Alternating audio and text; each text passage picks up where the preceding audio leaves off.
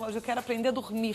Quero entender qual é a importância do sono, o que eu consigo e devo fazer para dormir bem. Doutora Luciana Palombini é psiquiatra do Instituto do Sono e ela é uma autoridade no assunto e vai nos ajudar em relação a esse fator que é tão importante para a nossa qualidade de vida. Por favor, doutora, muito obrigada por ter vindo. Obrigada a você. Tô louca para aprender tudo aqui. Vamos sentar para conversar um pouco, porque o sono é importante demais, né? Fundamental. 1/3 da nossa vida a gente passa dormindo, então tem que dormir bem. Importantíssimo para o equilíbrio. Fundamental. Ele é importante, assim, pra gente se sentir descansado. Mas ele afeta a nossa saúde como um todo? Sim. A falta de sono pode provocar o quê? Então, assim, tem 2 grupos de doenças principais na falta de sono que a gente se preocupa. Então, tanto a falta de sono como doenças do sono pode aumentar o risco de doença cardiovascular, que é pressão alta, né? Hipertensão, doença cardíaca e derrame. Isso é cardiovascular. E a parte metabólica também. Então, quem dorme menos do que deveria ou quem tem algumas doenças do sono aumenta o risco de diabetes.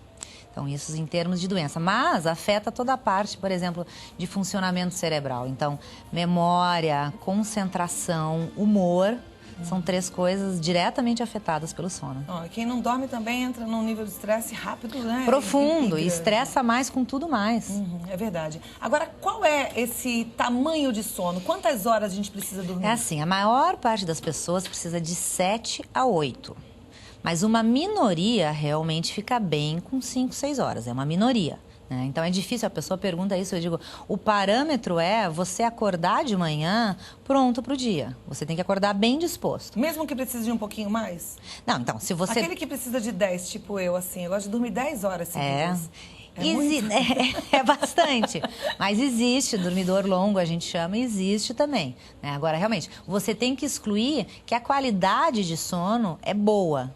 Então, porque muitas vezes as pessoas precisam dormir mais do que precisariam porque a qualidade é ruim. E como é que faz para ter uma qualidade boa? Bom, primeiro você tem que saber o motivo dessa qualidade ruim, que pode ser desde motivos externos até motivos internos, né? Então, por exemplo, tem pessoas que têm o sono sensível, acordam com diversos barulhos, tal, esse é o motivo externo. Tem pessoas que têm dificuldade respiratória, então é aquela pessoa que tem uma alergia nasal, que nunca tratou bem. Se você respirar mal pelo nariz, isso já é uma causa de uma qualidade ruim de sono. Então, na verdade, primeiro você tem que fazer o diagnóstico, né? Tem que fazer o exame do sono, esse de dormir no laboratório do sono, para a gente ver tem alguma doença do sono, quais são os fatores que estão contribuindo para uma qualidade ruim. Uma pessoa que tem um sono leve, ela é considerada uma pessoa que tem algum problema no sono? Porque o normal é a gente ter um sono profundo? Existe a porcentagem de estágios de sono consideradas normais. Então, quando a pessoa diz que tem um sono leve, existe o limiar de despertar que é variável e é normal. Tem gente que tem o limiar mais alto, tem um barulho forte, não acorda, outro mais baixo. O importante é você saber que o sono tem todos os estágios em quantidade adequada. Agora, fora isso, sim, existe uma variabilidade individual. Mas pode ser que por algum motivo, alguma doença do sono, ele tenha um sono mais superficial. Por exemplo, o homem com a apneia do sono. Ele é o típico, ele vem no consultório, ele ronca só. E a mulher diz que ele para de respirar, mas ele não acredita. Ele diz que ele dorme 8, 9 horas e não tem problema nenhum, porque ele não acorda. Mas você vai fazer o exame do sono e são 9 horas de sono superficial. Ele não chega ao sono profundo, então ele não descansa, apesar das 9 horas de sono. Consequência, dia seguinte, ele está cansado, irritado, estressado, hipertenso, né? Diversas coisas. Então, essa sensação, eu tive um sono normal ou não, é muito relativa e subjetiva. Só tem uma maneira de você saber, tem que fazer o exame do sono. Fazer o exame do sono. Agora, de uma forma geral, existe algum jeito da gente ajudar as pessoas que estão em casa para que elas possam dormir melhor? Sim, existem algumas coisas que chamam higiene do sono, que são regras gerais para uma boa qualidade de sono, né? Então, por exemplo, o sono é um ritmo biológico. E como qualquer ritmo, a gente precisa que sejam horários regulares, né? Então, por exemplo, a pessoa que tem tendência a ter insônia, algumas coisas que complicam e pioram essa dificuldade de iniciar o sono. Uma pessoa que tenta compensar no dia seguinte, dormindo um horário mais, acordando mais tarde ou mais cedo. Então, o ideal é acordar sempre o mesmo horário. É não ficar na cama se não tem sono, né? Então, o insônia... Isso que eu ia te perguntar. Então, teve insônia. acorda, levanta? Então a insônia é o seguinte, é uma predisposição junto com hábitos ruins. Então como é que é? É a pessoa que o cérebro facilmente liga de noite. Então ela tem que ter alguns hábitos para evitar, porque o cérebro dela já é mais ativo de noite. Então tem que evitar estímulos, evitar substância estimulante, evitar café, evitar cigarro, evitar coisa de trabalho. Favorecer que o cérebro baixe o nível de atividade para o sono chegar. Luz baixinha, então notebook muito perto, preocupação de trabalho, tudo isso é estímulo para o cérebro. Não dormir. Então, você tem que evitar. Então, o insônia tem que evitar isso, tem que fazer os horários regulares, como eu falei. Tem que evitar café, cigarro. Às vezes, o insônia fica fumando tarde da noite porque não consegue dormir. Piora. Né? Exercício regular é fundamental, ajuda muito. Né? E a pessoa tem que excluir doenças do sono, como eu falei. Então, se a pessoa faz tudo e está sempre cansada, né? Ou faz tudo e não consegue dormir de noite. Então, o insônia, o problema é que ele vem no consultório, ele tem há muitos anos esses hábitos ruins. E isso, aos poucos, vai criando um condicionamento. O cérebro meio que aprende. De noite não é para dormir. Então, se você não rever toda a rotina do indivíduo e muda algumas coisas, não muda, vai piorando o problema. Né? Ele toma remédio.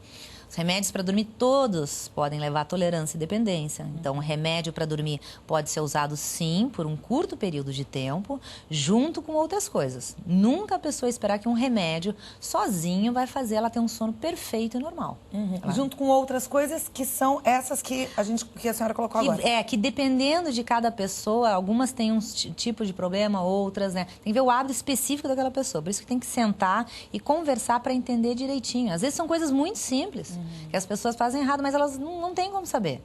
Então, realmente, o ideal é procurar um especialista, porque às vezes são mudanças simples. Tá. Para quem está agora ensinando a uma criança a dormir, para que ela tenha uma qualidade boa de sono, Certo. essa história de televisão ligada, dormir assistindo televisão, é ruim Péssimo, mesmo? péssimo. Então, criança é uma coisa à parte, porque a criança a gente considera... É muito fácil modular o sono da criança. Só que a parte de medicina do sono da criança está muito pouco desenvolvida aqui no Brasil. Ninguém sabe direito, os pediatras não veem direito. Então, na verdade, tanto a parte respiratória é pouco vista. Então, a criança que transpira, se mexe, ressona, ela tem que fazer um exame do sono. E criança tem apneia do sono, sim. E prejudica todo o desenvolvimento. Só que muitas vezes, como ela passa... Inclusive na escola, né? Porque tudo, aí fica tudo, aprendizado, tudo. fica defasado. Agora, a parte de estimular a criança, com certeza. Se você estimula a criança, tem a mãe que reclama, até tarde a criança está lá pulando. Mas se você dá estímulo para a criança, ela vai. O relógio biológico dela é muito vulnerável. Tem que diminuir, tem que fazer a hora, o ritual do sono para a criança é importantíssimo. Falando em ritual do sono, aí tanto para criança quanto adulta, minha pergunta. Vale o chazinho, aqueles chazinhos do sono? Sim, o ritual é assim. Bom, primeiro você tem que evitar chá com cafeína, tem que cuidar. Tem chá verde, tem cafeína, tem que ser um chá sem cafeína. Se você tomar muito líquido, por exemplo, aumenta a chance de você ter que acordar para urinar. Então, tudo vale desde que relaxe. Tem pessoas que lê a Bíblia, relaxa, meditar, relaxa. Né? Ler livro de romance. Então, eu sempre falo para o paciente, você tem que mais ou menos achar alguma coisa que ocupe a sua cabeça, porque senão você fica pensando nos problemas de trabalho. Então, tem que ocupar, mas relaxar. E tem que ocupar para a pessoa não ficar pensando obsessivamente no sono. Porque quer seja na cama ou na sala, a pessoa fica olhando o relógio. Eu não dormi ainda e amanhã eu vou estar cansado. E, ai, que raiva, está todo mundo dormindo e eu não estou dormindo. E isso é um alimento direto para o cérebro. É uma mensagem direta para o cérebro. Não é para dormir. Então, tem que evitar. Muito bom. Agora, se a gente ficar pensando... Outro dia eu aprendi uma técnica com um psiquiatra na TV. E ele falava, pensa no sono no sentido de... Vem sono e vem um outro pensamento. Não, agora é hora do sono. E ficar pensando no sono até dormir. Mas o tipo de pensamento reflete de maneira diferente. Se você faz isso e relaxa você, ótimo. Se uma outra pessoa faz isso e deixa ela nervosa, não faça. Péssimo. Tá. Então, depende do conteúdo como reflete. Tem que ser algo que realmente dê a sensação de relaxamento. Então é muito individual. Por exemplo, aqueles CDs, né? De sono profundo, relaxe, ouça música relaxante para dormir. Também depende. Depende. Para algumas pessoas pode gerar uma irritar irritabilidade. Profundamente, basta piorar toda a insônia. Então, varia, é bem individualizado, né? Perfeito. Bebida alcoólica. Tem gente que fala assim, eu vou tomar uma tacinha de vinho que eu vou dar uma relaxada e dormir. O álcool é o seguinte, ele realmente, ele engana, porque ele é um facilitador do início do sono. Só que ele fragmenta o sono. Então, a pessoa inicia mais rápido, mas a qualidade do sono é ruim. Então, ele engana. Na verdade, ele não ajuda o sono. Que vai ele chegar num determinado momento que a pessoa desperta. E para quem ronca e tem apneia, piora. Perfeito.